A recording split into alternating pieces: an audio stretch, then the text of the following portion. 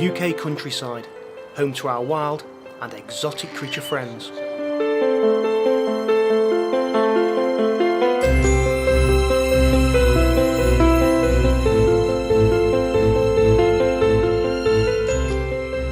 Sadly, we're not always at one with nature, and as a result, a large number of our friends suffer. We can pretty much get anything in at Stapley Grange, anything from your badgers, foxes, down to your smaller stoats, otters, and to your garden birds, birds of prey. We also take in exotics and domestic animals as well via the inspectorate.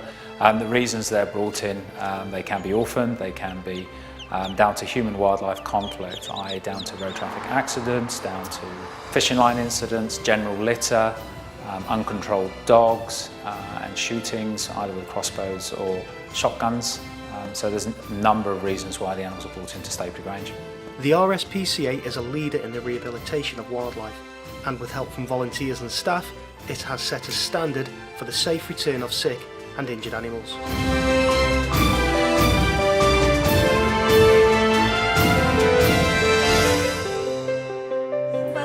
West 42 is Williams 11886. The Society can receive over 1 million calls each year. Of those, around a third are actionable by our inspectors, our AWOs, and we have around 420 that cover both Wales and England.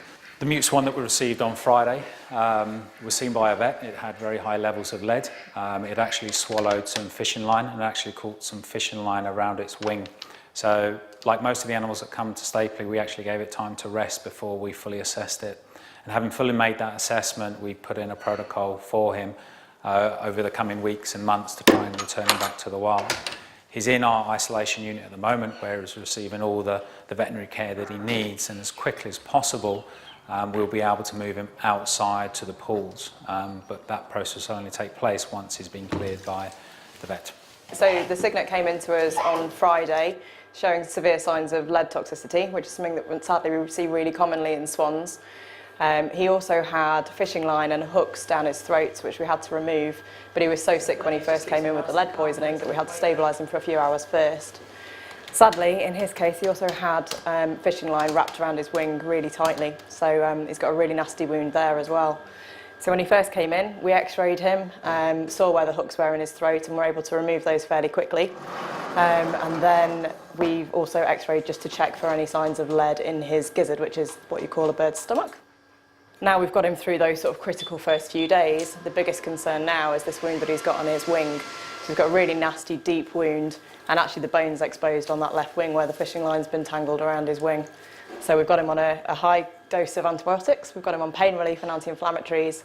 So it's a really sad case. This poor boy's got 3 different injuries, all as a result of fishing litter.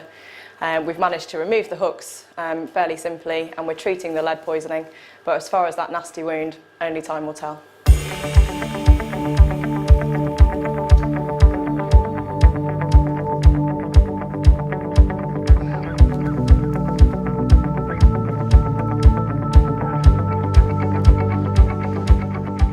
If an animal can't be returned to the wild, the Society's policy is not to have that animal in captivity for the rest of its life. From an animal welfare perspective, it's not fair on that individual.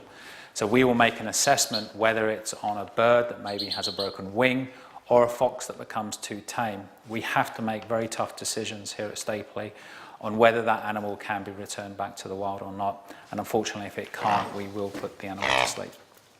I think the worst part of the job's definitely got to be euthanasia. Unfortunately, working in a wildlife hospital, it is part of daily life here. And whilst we know we're doing it for all the right reasons, it doesn't make it any easier. One of the difficulties we find as a rehabilitator is being able to balance the need to provide the care for that animal, but also being hands-off so we don't habituate them to humans. We have to keep them wild in order for them to go back to the wild. But sometimes you need to get up close and personal to be able to give them the care and attention that they need to be able to pull through.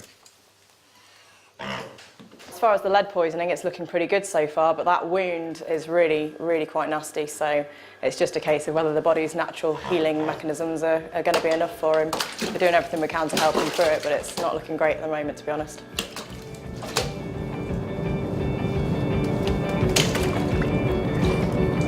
It's been just over 3 weeks since the cygnet was examined, so I'm on my way back to see the team, and hopefully we'll have some good news.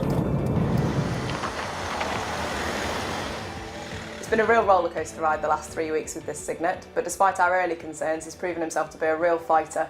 He's gained weight and his wounds healed really nicely with an intense regime of cleaning and medications, and his natural healing system's really kicked in. His lead bloods are now back down to normal, and about a week ago we got him outside onto our pools to reacclimatise him ready for release back to the wild.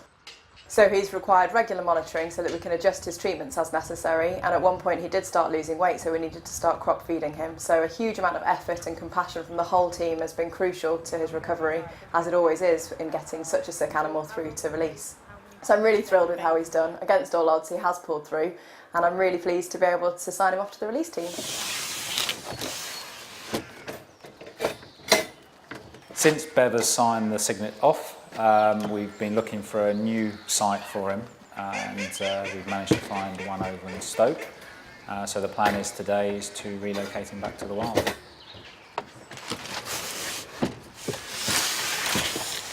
No one owns wildlife, but we feel it important that we look after these animals and return them to the wild. The cost of returning an animal, it depends on the species, depends on the injuries, but it's all very expensive and we cannot do it without the support of members of the public. My favourite part of the job is obviously seeing the animals go back to the wild. I've got a fondness for foxes, but any animal that goes back to the wild, I haven't been at Stapley Grange, is a bonus for me.